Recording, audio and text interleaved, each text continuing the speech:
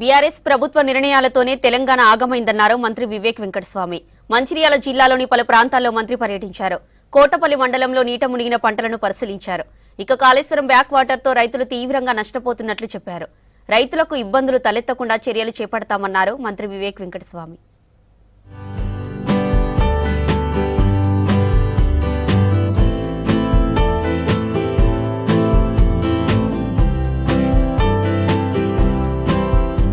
BRS ప్రభుత్వం కమిషన్ల కోసం కట్టిన కాళేశ్వరం ప్రాజెక్టుతో రైతులు తీవ్రంగా నష్టపోతున్నారన్నారు మంత్రి వివేక్ వెంకటస్వామి. మంచిర్యాల జిల్లా కోటపల్లి మండలంలో కాళేశ్వరం బ్యాక్ వాటర్ తో పెద్ద ఎత్తున పంట నష్టం జరుగుతుందన్నారు.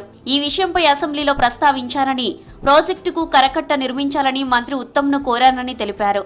బ్యాక్ వాటర్ రాకుండా చేస్తామని ఉత్తమ్ హామీ ఇచ్చారన్నారు. దీనిపై కమిషన్ ఎంక్వైరీ చేయించాలని ప్రభుత్వాన్ని కోరతానని చెప్పారు వివేక్. మంచిర్యాల జిల్లా కోటపల్లి మండలం దేవులవాడ, సుందరశాల, రాంపూర్, బొబ్బరు చిలక గ్రామాల్లో నీట మునిగిన పంటలను పరిశీలించారు మంత్రి.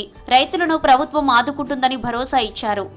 కాళేశ్వరం ప్రాజెక్టు కట్టినప్పటి నుంచి ఈ ప్రాంతంలో ఈ బ్యాక్ వాటర్స్ రావడం వల్ల ఇంకా వెంచపల్లి ఈ బెల్ట్ అంతా పంట నష్టపోతుంది. రైతులందరూ కూడా ఇబ్బంది పడుతున్నారు. నేను 5 సంవత్సరాల నుంచి చెప్తున్నాను, ఈ కమిషన్ల ప్రాజెక్ట్, కాళేశ్వరం ప్రాజెక్టు కేవలం కమిషన్ల కోసము తుమ్మిడిగట్ట నుంచి ఇక్కడ మేడిగట్టకు తీసుకురావడం జరిగింది కాళేశ్వరంకి. అందు గురించి ఈ టీఆర్ఎస్ ప్రభుత్వం ఏదైతే ఈ ప్రాజెక్టు కమిషన్ వలన కట్టినారో రైతులందరూ కూడా ఇబ్బంది పడుతున్నారు. నేను పోయినసారి కూడా అసెంబ్లీలో కూడా ఇదే విషయం చెప్పడం జరిగింది. ఇక్కడ ఈ మా ప్రాంత ప్రజలకు ఈ బ్యాక్ వాటర్స్ వలన నష్టమవుతుంది. మీరు ఫ్లడ్ బ్యాంక్స్ ఏదైతే ఇంతకుముందు అన్నారో దీన్ని కట్టే అవసరం ఉంది. మరి పోయిన సంవత్సరం మీరు ఏమన్నారంటే ఈ ఫ్లడ్ ఫ్లోనే కంట్రోల్ చేసి బ్యాక్ వాటర్ రానియకుండా చేస్తామని చెప్పి చీఫ్ ఇంజనీర్ గారు చెప్పారు. మళ్ళొకసారి నేను చీఫ్ ఇంజనీర్ గారికి, ఉత్తమ్ రెడ్డి గారికి కోరుతున్నాను, ఇక్కడ ఈ ప్రాంతంలో ఈ బ్యాక్ వాటర్స్ వలన సమస్యలు ఉన్నాయి. ఇది ఒక ఎంక్వైరీ వేసేది అవసరం ఉంది. మీరు త్వరగా ఒక ఎంక్వైరీ వేసి రైతులను ఆదుకోవాలని చెప్పి మేము రిక్వెస్ట్ చేస్తాం. రాష్ట్రంలోని అన్ని గ్రామాల్లో పనుల జాతర ప్రారంభమైంది.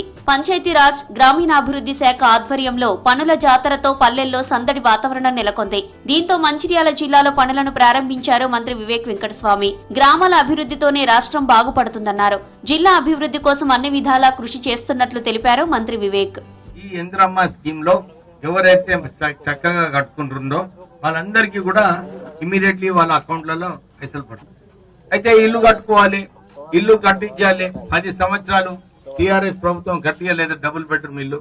కానీ రాష్ట్ర ప్రభుత్వము, రేవంత్ రెడ్డి కాంగ్రెస్ ప్రభుత్వము మీ అందరికీ తెలంగాణ వ్యాప్తంగా 17 లక్షల ఇల్లులు కట్టుకునే కార్యక్రమం తీసుకోవడం జరిగింది.